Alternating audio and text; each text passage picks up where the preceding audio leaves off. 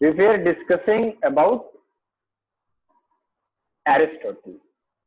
Aristotle said that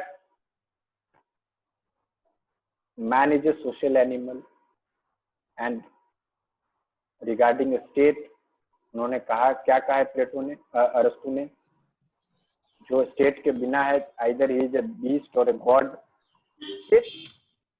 kindly mute कर लीजिए जिनका अनम्यूटेड है. So state is very central to the thought of Aristotle. He was the first to classify constitution, and 158 constitution was studied by that man. And then he came to the conclusion about 6 types of government, starting from monarchy and ending to democracy. When it comes to revolution, प्लेटो कहता है कि revolution is the change in constitution. संविधान में बदलाव ही क्रांति है. This is very different to the Marxist concept of revolution, in which they want to overthrow the capitalist class and establish a communist state, और you can say stateless society. तो यहाँ पे अरस्तु कहते हैं कि चेंज चाहे वो बड़ा हो या छोटा हो, वह क्रांति है. चाहे वो चेंज मोनार्की से एरिस्टोक्रेटिक गवर्नमेंट में बदलाव का हो, या जब डेमोक्रेसी लेस डेमोक्रेटिक हो जाए, बदलाव तो है ना, चेंज तो है ना, तो ये क्रांति है. अगर शासन करने वाले लोग बदल जाएं तो क्रांति है, और पॉलिटिकल इंस्टेबिलिटी आ जाए तो क्रांति है. चेंज जो है, संविधान में बदलाव, शासन के अंदर बदलाव, these changes, and after that change there is a bloodshed. What Aristotle is saying, that change is followed by violence, destruction and bloodshed. यह जो बदलाव होता है संविधान के अंदर, इसके बाद क्या होती है? खून बहता है, हिंसा होती है ना, बर्बादी होती है. प्रोफेसर मैक्सी के हिसाब से अरस्तु के कारण क्या है रिवॉल्यूशन के, इस पे वो बात करता है. What are the causes of revolution according to Aristotle? सबसे कुछ उन कारणों में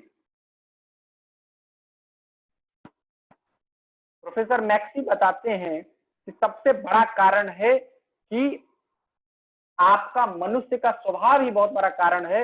मनुष्य चाहता क्या है कि वह शक्तिमान बने, शक्ति उसको आए, है ना, तो प्रिविलेज उसको मिले, इसीलिए वो क्रांति कर देता है. सत्ता पे से दूसरे को हटा के खुद बैठना चाहता है. अगर रूलिंग क्लास जो है वह करप्ट हो जाए तो क्रांति हो जाएगा. उसके साथ प्रोफेसर मैक्सी बहुत सारे वैसे कारण बताए हैं, 2-3 कारण मैंने आपको बताए. जनरल काउज जो है, सबसे बड़ा अरस्तु कहता है कि साइकोलॉजिकल मोटिव जो है आदमी का, वो क्रांति कराता है. जनरल काउज में बताते हैं प्लेटो, एरिस्टोटल, साइकोलॉजिकल मोटिव आदमी का क्रांति को जन्म देता है. जो स्टेट ऑफ माइंड है ना आदमी का, वो क्रांति कराता है. आदमी की इच्छाएं जो है, कैसी इच्छा, मान लीजिए इनइक्वालिटी की इच्छा डेमोक्रेसी में हो जाए, डेमोक्रेसी इक्वल सिस्टम है लेकिन इनइक्वालिटी की इच्छा हो जाए, या जब गुटतंत्र हो, राजतंत्र हो, उसमें समानता की इच्छा हो जाए तो क्रांति हो जाए, है ना. उसके बाद डर भी कारण होता है क्रांति का. अगर डर रहा है कोई व्यक्ति या समाज का कोई वर्ग, वो क्रांति कर सकता है. सबसे बड़ा परमानेंट जो पर्टिकुलर काउज एरिस्टोटल ने कहा है, वो कहा है कि poverty is the parent of revolution and crime. गरीबी को सबसे बड़ा कारण माना है क्रांति के लिए और क्राइम के लिए. ये स्टेटमेंट आपको टेस्ट सीरीज में भी मिलेंगे, एग्जाम में भी मिलेंगे. Who said poverty is the parent और root of revolution and crime? Democracy के अंदर जो नेता हैं, जो लीडर हैं, वह चरित्रहीन हो जाएंगे तो क्रांति. और एरिस्टोक्रेसी के अंदर जब अमीर और गरीब के बीच की खाई बहुत ज्यादा बढ़ जाएगी तो क्रांति, ये क्रांति लगातार होगी। क्रांति यानी संविधान में बदलाव, और बदलाव के बाद डिस्ट्रक्शन, वायलेंस, ऐसा एरिस्टोटल कहते हैं। क्रांति के लिए रिमेडी भी बताते हैं एरिस्टोटल। वो क्या कहते हैं? सबसे पहले तो स्पिरिट ऑफ लॉ को इन्फोर्स करना है, कानून की जो भावना है उसको जन जन तक ले जाना है कि नहीं, कानून बहुत महत्वपूर्ण है, कानून के खिलाफ विद्रोह नहीं होना। एक ही व्यक्ति के अंदर बहुत ज्यादा शक्ति नहीं दे देना चाहिए। Too much power should not be concentrated in a single और ए ग्रुप ऑफ बॉडी, है ना। जो ऑफिस होल्डर्स हैं, जो पद पे हैं, जो लीडर हैं, उनको प्राइवेट गेन नहीं करना चाहिए। ये थोड़ा प्लेटो से मिलता जुलता बातचीत है। और पब्लिक एडमिनिस्ट्रेशन का पब्लिक स्क्रूटनी होते रहना चाहिए, लोक प्रशासन का। राजनीतिक शक्ति पे किसी एक व्यक्ति या एक वर्ग का सिर्फ अधिकार नहीं होना चाहिए। अगर ऐसा है तो क्रांति को कोई रोक नहीं सकता है, ऐसा अरस्तु कहते हैं। वो बहुत सारे ऐसे कारण बताते हैं जिससे क्रांति को रोका जा सकता है, जिसमें सबसे बड़ी बात है पेट्रियटिज्म। आपकी जो भावना है देश के प्रति, सरकार और शासन के प्रति, उसको लगातार बढ़ाना चाहिए। जो सत्ता में है उसको चाहिए कि वो बढ़ाए, इनइक्वालिटी को खत्म करे, है ना। और शिक्षा ऐसी बनाए जो संविधान के अनुकूल हो, शासन के अनुकूल हो। चलिए अब आते हैं स्लेवरी पे। अब सवाल है कि अरस्तु क्या दास प्रथा का समर्थक था कि नहीं था?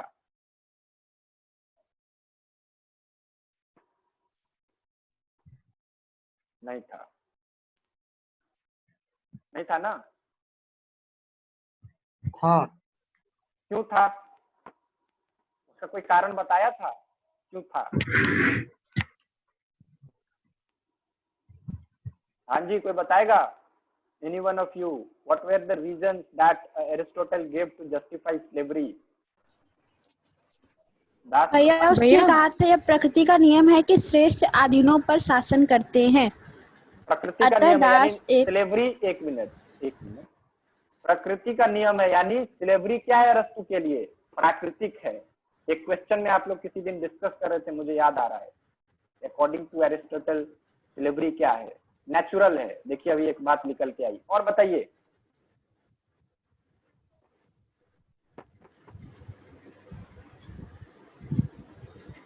Yeah, he said that there are two types of people, one who rules and the other who are meant to be ruled. So as it is a natural thing, so he said the ones who are meant to be ruled by someone, वो एक प्रकार से incomplete है, और it is expedient, मतलब ये उपाय है कि स्लेवरी का सिस्टम हो जहाँ पे हर एक जो इनकम्प्लीट इंसान है उसको एक रूलर मिले और वो उसके जीवन को एक दिशा देता रहे। ठीक है। रूल्ड और रूल, दो वर्गों में समाज को बांटने का प्लेटो की यह जो कोशिश थी स्लेवरी को, एरिस्टोटल की स्लेवरी को जस्टिफाई करने के लिए, इसका भी बड़ा खंडन होता है और बहुत ज्यादा क्रिटिसिज्म होती है प्लेटो की इस थॉट की कि आप कह रहे हैं कि कुछ लोग सिर्फ राजा बनने के लिए और कुछ लोग जो है दास बनने के लिए जन्म लेते हैं, ऐसा अरस्तु कहता है। Mental pleasure for ruling class, हरकंत पयंग कह रहे हैं। ठीक है, यह भी एक बहुत अच्छा पॉइंट है। वो प्राकृतिक तो है ही, दास प्रथा जरूरी भी है। क्यों जरूरी है भैया? क्योंकि वो कहता है एरिस्टोटल यूजफुलनेस के ग्राउंड पे कि अगर स्लेव होगा तो वो पहली बात तो मास्टर को टाइम मिलेगा, उसकी सेवा करेगा, उसके असेट्स का ध्यान रखेगा, तो मास्टर को टाइम मिलेगा that he can invest his virtue that has been given by the god to him to invest it upon the welfare of state. वो ज्यादा समय दे पाएगा उसमें सोचने के लिए। और वो कहते हैं स्लेव के लिए ही उल्टा, मतलब बहुत रियलिस्ट होने के नाते उन्होंने जैसे जस्टिफाई किया है इतनी चालाकी से कि अगर वो मास्टर के अंदर स्लेव रहेगा तो उसका ही भला है, वो उनसे सीखेगा, उनसे वर्च्यू लेगा, और एक टाइम पे जब सच में वो उनके लायक या बहुत वर्च्यू उसको मिल जाए अपने मास्टर के बराबर तो ही शुड बी फ्रीड, फिर उसको स्लेव नहीं बनाना चाहिए। और अरस्तु के मरने के 1 साल पहले अरस्तु ने अपने दास को ऐसे ही मुक्त भी कर दिया था इसी आधार पे।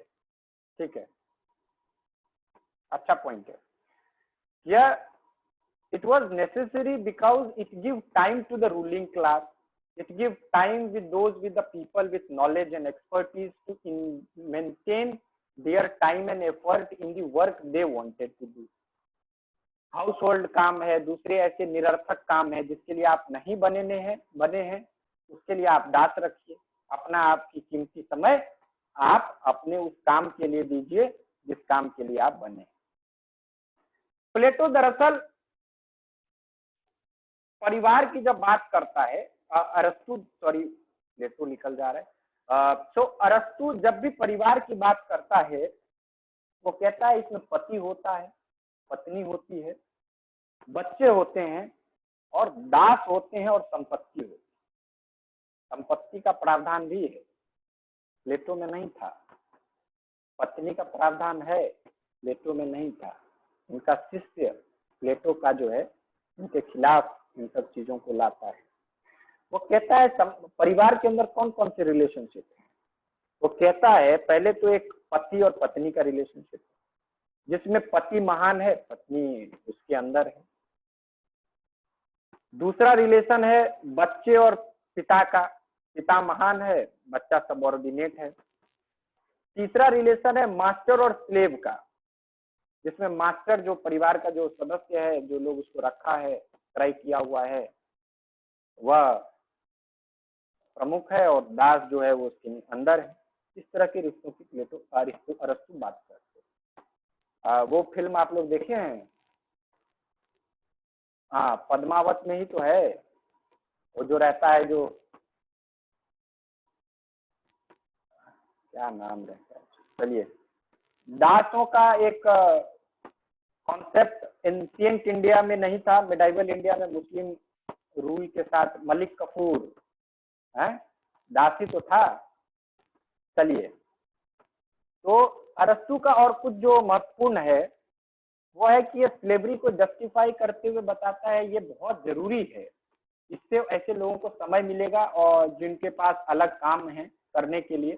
और दूसरा, यह उन दासों के लिए भी जरूरी है कि वह अपने को वृद्धि कर सकते हैं मानसिक रूप से, और जब समय आ जाएगा तो उनको दास मुक्त कर देना चाहिए, अरस्तु कहता है। और अपने मरने के 1 साल पहले ऐसे ही एक दास को भी मुक्त करता है अरस्तु। लेकिन दास प्रथा का बड़ा समर्थक है, प्राकृतिक मानता है और मानता है कि जिस तरीके से वसुधा ने आप सभी को बताया कि 2 तरह के लोग हैं, जो राजा शासन करने के लिए है। इलाइट थ्योरी में ऐसे ही हम लोग पढ़ लेते हैं ना, इलाइट और मार्क्स की थ्योरी में, एक राजा राज्य करता है, दूसरा जो है शासन होने के लिए है। तो आवश्यकता भी है स्लेवरी की और प्राकृतिक भी है, दास के लिए भी जरूरी है, मास्टर के लिए भी जरूरी है। ये कुछ स्लेवरी से पॉइंट जो है अरस्तु के हैं। सिटीजनशिप पे थोड़ा 2-4 मिनट बात कर लेते हैं हम लोग। What is the Aristotle's concept of citizenship. तो देखिए, ये अपने गुरु के तरह तो नहीं ही था, क्योंकि महिलाओं को लगातार सबऑर्डिनेट मानता था। इनफैक्ट महिलाओं को नागरिक होने का अधिकार भी अरस्तु ने नहीं दिया था। Women were not part of citizenship in Aristotle's state. Similarly Aristotle के स्टेट में ना तो जो बहुत यंग हैं उनको नागरिकता थी, और जो ज्यादा बूढ़े थे ना उनको नागरिकता थी। एक का मानसिक स्थिति विकसित नहीं होता है और दूसरा का जो है कमजोर हो जाता है, इसीलिए इन दोनों को भी अपने सिटीजन से अरस्तु निकाल देते हैं। एरिस्टोटल के लिए सिटीजन क्या है? सिटीजन वो है जो अपने पॉलिस, जो सिटी स्टेट्स हैं ग्रीक के, उसमें पावर शेयर करे, उसके डेलिबरेटिव और जुडिशियल फंक्शन में पार्टिसिपेट करे। तो आपको पता है एंशिएंट ग्रीस डायरेक्ट डेमोक्रेसी का बहुत बड़ा समर्थन करता है, डायरेक्ट डेमोक्रेसी वहां पे।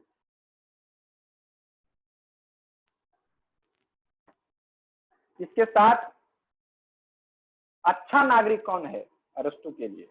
अच्छा नागरिक वह है जो संविधान के साथ समन्वय करके जिए, है ना, और जो उसको सिटी स्टेट्स है उसके निर्णयों में, उसके कार्यक्रमों में, उसके सभाओं में वह ज्यादा से ज्यादा अपना समय दे, वही एक अच्छा नागरिक है अरस्तु के नजर में।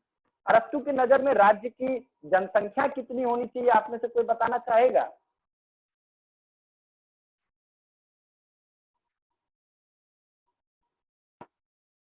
स्टेट की कितनी पॉपुलेशन होनी चाहिए रूसो के हिसाब से, अरस्तु के हिसाब से? एग्जाम में आएगा, मेरे टेस्ट सीरीज में भी क्वेश्चन है।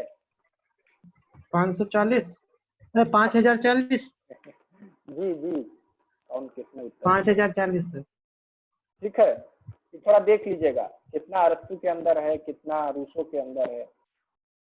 हाँ, जिसके पास एस चांद की किताब होगी पॉलिटिकल थ्योरी की, उसमें दिया हुआ है। तो 5040 प्लेटो का ना, प्लेटो की। अरस्तु कितनी है? अरस्तु के शायद 25 है, कंफर्म 25,000 है शायद जी। बता देता हूँ, एक मिनट। एग्जाम में, मेरे टेस्ट सीरीज में भी है, एग्जाम में भी आएगा, है ना? इसलिए आप लोगों को एस चांद जिसके पास है वो देखिए खोल के कितना जो है दिया है स्टेट में।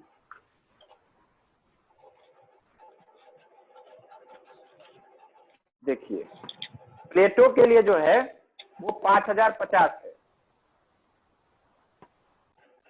और अरस्तु जो है कोई फिक्स नंबर नहीं देना चाहता है। Aristotle does not want to give any perfect number, but Plato has defined 5050 citizen, है ना? रूसो जो है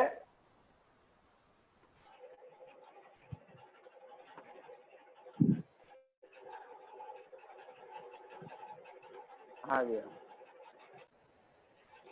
अरे किसका अनम्यूट कर लीजिए भैया। रूसो लगभग 10,000 बताते हैं अपनी किताब सोशल कॉन्ट्रैक्ट में। 1762 में जो किताब आई थी उसमें रूसो 10,000 बताते हैं, प्लेटो 5,050 बताते हैं, और अरस्तु वैसी कोई एक संख्या नहीं बताते हैं राज्य की कितनी होनी चाहिए। दरअसल प्लेटो उस पोलिस सिटी स्टेट भैया, हाँ प्लेटो का 5040 दिया है, वही और 5040। इन हाँ 5040 और 5050 आए तो बात बराबर है। हाँ, और अरस्तु का मतलब 10,000 नहीं लगभग करके ऐसे कुछ। मतलब अरस्तु के लिए कोई फिक्स नहीं दिया था वो। अरस्तु देखिए लिख रहा है कि कौन, आयुष लिख रहा है, क्वालिटी नॉट क्वांटिटी मैटर। खैर प्लेटो के लिए भी यही था, वह चाहता था सद्गुण समाज बने, अच्छे नागरिकों का समाज बने, है ना? अरस्तु भी यही चाहता था, नागरिक उच्च कोटि के हों, citizen should be of highest standard, of unprofitable standard. तो ये थोड़ा ये रहा। अब बताइए आप लोग, प्लेटो और अरस्तु खत्म हो गया, हम लोग हॉब्स लॉक रूसो को पढ़ेंगे 6 बजे से। अभी आप लोग बताइए स्टेट के 10,000 रूसो के हिसाब से, सोशल कॉन्ट्रैक्ट 1762 अपनी किताब में बताते हैं, स्टेट के कितने एलिमेंट्स हैं मॉडर्न स्टेट के? How many elements of state? 4। कौन कौन से हैं? How many elements of state there are for Manu and Kautilya?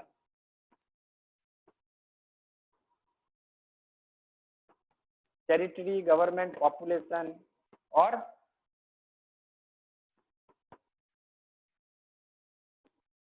संप्रभुता, सॉवरेनिटी। इसी सॉवरेनिटी का सारा खेल है पॉलिटिकल साइंस, है? बहुलवादियों के बारे में पढ़ेंगे, है ना?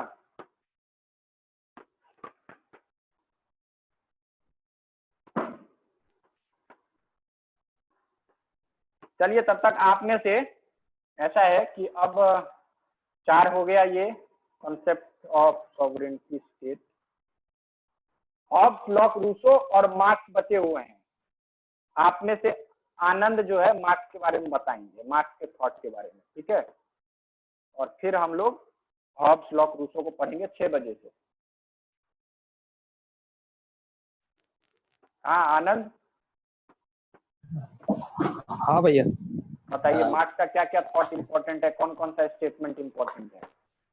तो क्लास कंसिस्टेंस है, मतलब कि जब तक वर्ग चेतना का निर्माण नहीं होगा तब तक कोई भी क्रांति संभव नहीं है। और blood is the midwife of revolution. उसकी कोई भी क्रांति बिना खून के नहीं होती है, उसकी क्रांति में खून बहना बहुत ही ज़रूरी है। और फिर उसका जो है कि जो मटेरियलिज्म का जो सिद्धांत है उसका, हीगल ने मटेरियलिज्म मैटर की बात की थी कि मटेरियलिज्म किस तरीके से काम करेगा, उसको मार्क्स एक और आगे लेके जाता है जब वो डायलेक्टिकल मटेरियलिज्म की बात, सॉरी हीगल ने डायलेक्टिलिज्म की बात की थी और उसको फिर इसने डायलेक्टिकल मटेरियलिज्म से कनेक्ट किया कि किस तरीके से जो एक बुर्जुआ क्लास होगा, एक प्रोलेटेरिएट होगा, पूंजीवाद और सर्वहारा वाला क्लास, और उसके बाद किस तरीके से क्लास स्ट्रगल होगा। और मार्क्स की जो पूरी थॉट प्रोसेस है वो आखिर में आके इस पे रुकती है कि स्टेट विल विदर अवे, राज्य नाम की जो स्थिति है वो नहीं रहेगी। और हीगल का जो मतलब डायलेक्टिक्स था, वो मार्क्स ने हीगल से ही डायलेक्टिक्स वाले पूरे मेथड को लिया है, लेकिन जहाँ हीगल उसमें चेतना को अपना सब कुछ मानता है कि हाँ भाई जो मेरा कंसियसनेस है, हीगल बोलता है कि जो मेरा कंसियसनेस है, मेरा जो सोल है, वो उस डायलेक्टिक्स का बेस है। लेकिन मार्क्स के लिए वो फिजिकल नीड्स जो है वो उसके पूरे थॉट प्रोसेस का बेस्ड है उस डायलेक्टिक्स में। और उसमें भी एक बहुत ही था, उसका एक स्टेटमेंट है कि I have made Hegel upright down, stand upright down, कि मैंने हीगल को उल्टा ही कर दिया। जबकि उसका जो पहला अगर मान के चले पॉलिटिकल जो एफिलिएशन है वो यंग हीगलियन ग्रुप से था, और उसके बाद फिर उसने उसको चेंज किया। द जर्मन आइडियोलॉजी उसकी किताब है, कम्युनिस्ट मैनिफेस्टो उसका है, और उसने पूरे के पूरे हिस्ट्री को इकोनॉमिक वे में इंटरप्रेट किया। उसका जो पूरा हिस्ट्री था वो इकोनॉमिक वे में था। उसने हिस्ट्री को किस एक मतलब कि एक अगर रफ स्केच लेके चले तो पहला वो बोलता है कि जो डिवीजन है, मतलब पहले एक क्या बोले उसको, सर्फ और लॉर्ड, दूसरा होगा फिर आपको इसी तरीके से जो एक ऐसा होता है जिसके पास प्रोडक्शन का कंट्रोल होता है, और एक ऐसा होता है जो कि जिसके पास प्रोडक्शन का कंट्रोल नहीं होता है। इतिहास के कितने चरणों की बात किया है, स्टेजेस ऑफ हिस्ट्री? शायद 4 है, ये हमको क्लियर नहीं है, लेकिन शायद 4 है।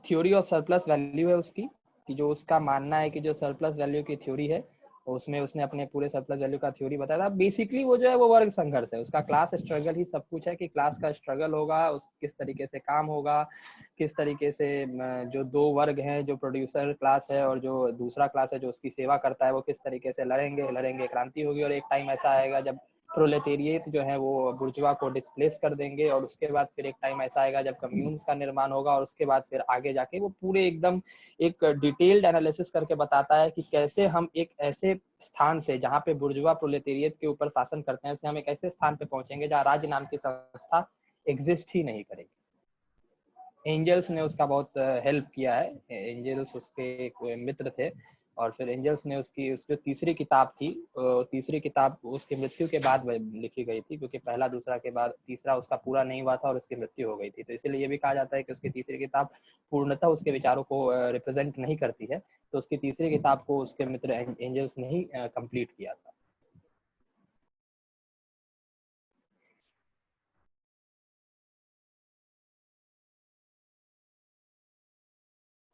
बहुत बढ़िया। Who is the next to speak on Marx philosophy? उनके बुक 3 से 4 मिनट में आपको बताना है कितना मार्क्स के बारे में आप जानते हो। नेक्स्ट वन टू स्पीक वसुधा, शिल्पा, नेहा, सोनिया, हरकंत, धीरज, सीमा, लक्ष्मीमय, विश्वजीता, त्रियोम, अनुश्रेया, लिपसरनी। कौन बताएगा? धीरज, रामचरण, करिश्मा, शुभम, सांझ, राहुल, अंशु। 3 से 4 मिनट में मार्क्स की फिलॉसफी को बताना है, स्टेटमेंट्स बताने हैं, बुक्स बताने हैं।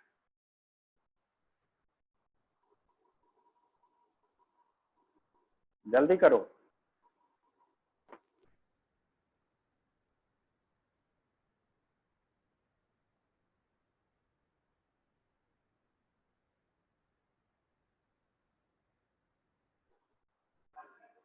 मुझे ही बताना है क्या? इतने कम टाइम में भैया कोई कैसे बता?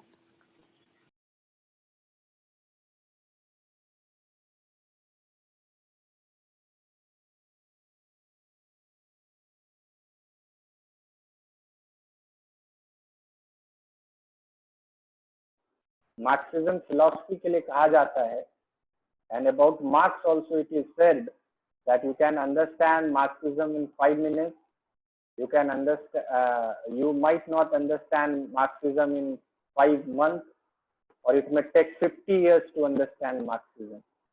5 मिनट में भी समझ सकते हो, 5 महीनों तक नहीं समझ सकते हो, 50 साल लग सकते हैं समझने के लिए।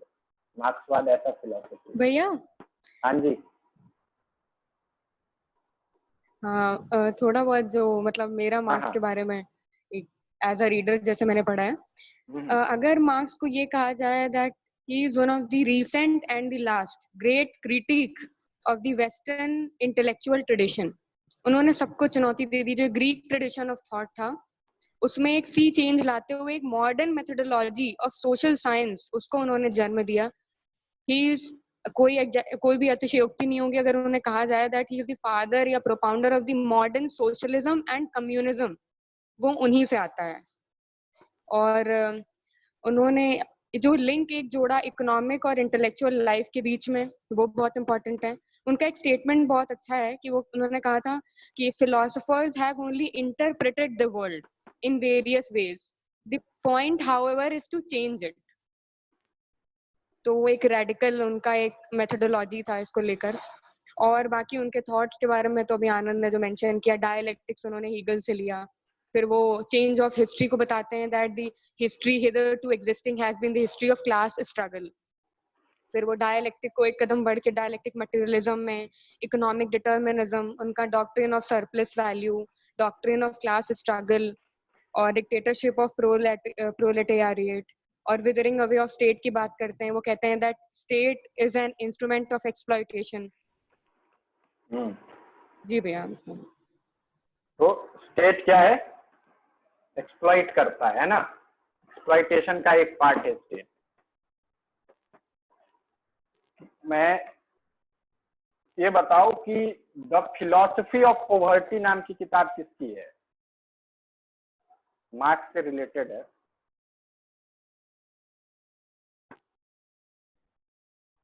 Who will answer?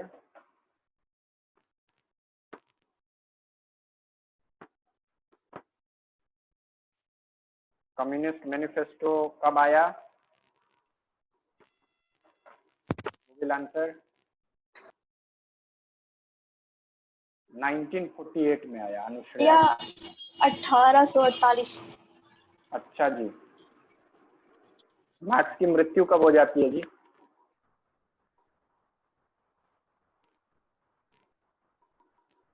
The philosophy of poverty किसकी किताब है? किसने कहा है कि संपत्ति चोरी है, प्रॉपर्टी थेफ्ट? भैया प्रोधो की। बहुत बढ़िया शुभम जी। इन लोगों को भी बताइए भाई कहाँ से पढ़े हैं, बता नहीं रहे हैं। Communist manifesto, Das Kapital, marks की कम से कम 5 से 6 किताब के नाम सबको याद होने चाहिए। द फिलॉसफी ऑफ पॉवर्टी ये किताब प्रूधो की है। और इसी के अगेंस्ट में, इसी के जवाब में the poverty of philosophy, the philosophy of poverty Proudhon की है, द फिलॉसफी ऑफ पॉवर्टी, और द पॉवर्टी ऑफ फिलॉसफी नाम की किताब मार्क्स ने लिखी है ना। जर्मन आइडियोलॉजी है, कम्युनिस्ट मैनिफेस्टो एंजल्स के साथ लिखे।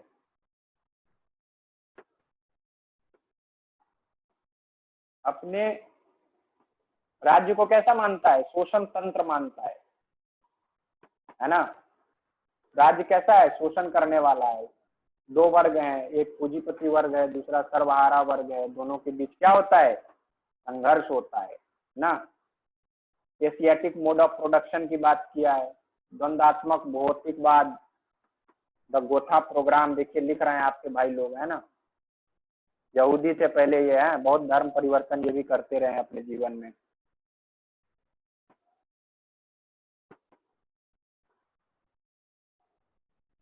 और क्या बताया जाए? मैं तो बता ही दिया। मार्क्स को समझने के लिए 50 साल कम है ना।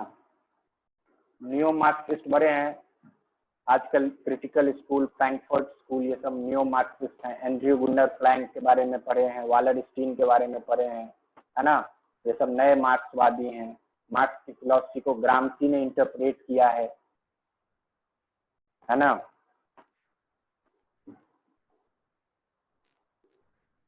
थ्योरी ऑफ एलियनेशन पूछ रही है वसुधा, ठीक है। एलियनेशन जो है, थ्योरी ऑफ एलियनेशन, वो कहता है कि समाज के अंदर जो लेबर है ना, उसके पास श्रम है, श्रम का मूल्य है, लेकिन उस श्रम का उसको क्या मिलता है, सिर्फ सैलरी मिलता है काम करने का। उसका जो एक्चुअल वैल्यू है वो किसके हाथ में चल जाता है, कैपिटलिस्ट के हाथ में। तो धीरे धीरे वो एलियनेट हो जाता है, किससे, अपने लेबर से ही हो जाता है, खुद से ही होने लगता है। फिर धीरे धीरे एलियनेट मतलब क्या होता है, पृथक हो जाना। तो क्या जो मार्क्स के पास, जो मार्क्स के लेबर के पास जो उसका श्रम है, लेबर कैपेसिटी है, जिसके आधार पे वो कैपिटलिस्ट को फायदा पहुंचाता है, पूंजीपति वर्ग को फायदा पहुंचाता है, पूंजीपति वर्ग उसके बदले में उसको श्रम का मूल्य दे देते हैं, है ना। लेकिन असली जो फायदा होता है उस श्रम का, वो तो पूंजीपतियों की होती है। तो धीरे धीरे अपने श्रम का जो, उसकी जो लेबर कैपेसिटी है, अपनी जो उसकी लेबर है, उसकी जो श्रम की शक्ति ईश्वर ने दी थी, उससे वो पृथक हो जाता है, धीरे धीरे समाज से पृथक हो जाता है। ये थ्योरी ऑफ एलियनेशन है। अगर 2-4 लाइन में अगर इसको, मार्क्स की डायलेक्टिकल मटेरियलिज्म है, हिस्ट्री कैसे है, उसके स्टेजेस को क्लासिफाई किया है। मार्क्स की जो किताबें हैं वो बहुत इंपॉर्टेंट है, उसको आप देख लीजिएगा। मार्क्स की बुक बहुत पूछेंगे। ऑल एग्जिस्टिंग इधर तो society, struggle of class struggle, ये सब 2-4 स्टेटमेंट मार्क्स के हैं। क्लास मतलब लेस सोसाइटी, स्टेटलेस सोसाइटी की कल्पना कौन करता है, वायलेंट रिवॉल्यूशन की कल्पना कौन करता है, तो मार्क्सवाद करता है। कल जब हम लोग वो पढ़ेंगे ना, पॉलिटिकल थॉट पढ़ेंगे, थ्योरी पढ़ेंगे, तो ओपी गावा के अंदर जितने हैं ये सब मार्क्सिज्म, फासिज्म जितने हैं ना, उसको हम लोग रपटते चले जाएंगे पेज बाय पेज। उसमें थोड़ा एक डिस्कशन होता जाएगा, है ना। और मार्क्स पे बहुत सारे लोगों ने किताब लिखा है।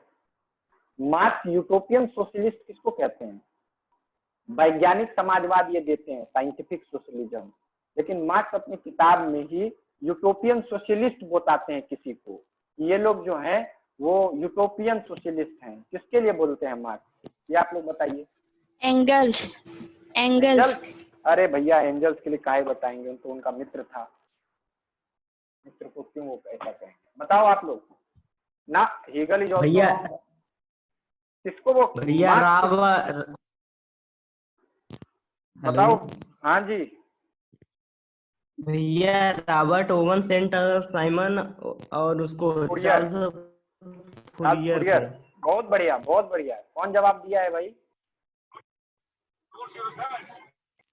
बहुत बढ़िया।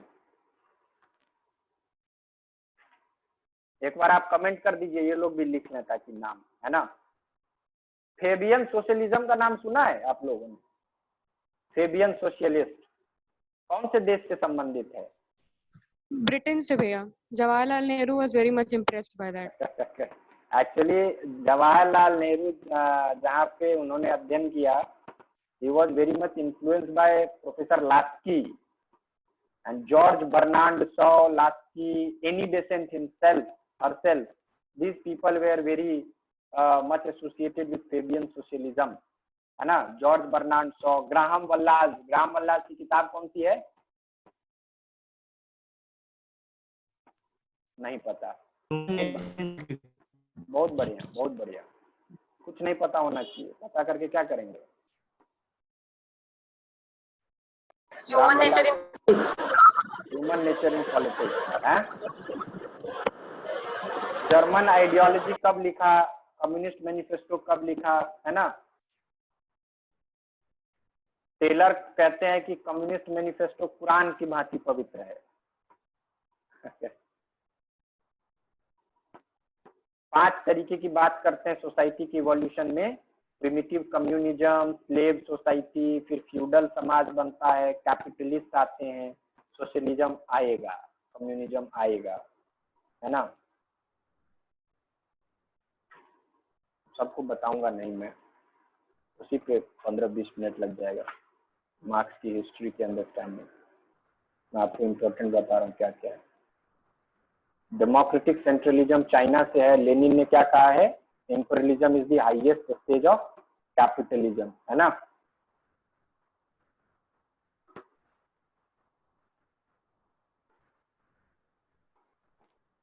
क्या ये मदिरा पान करके लिखते थे? चलिए 2 मिनट इसी पे बोल दें मार्क्स पे, हाँ, उसके बाद शुरू करेंगे हम लोग। So actually, when you will study the whole human and the story of evolution of whole human society,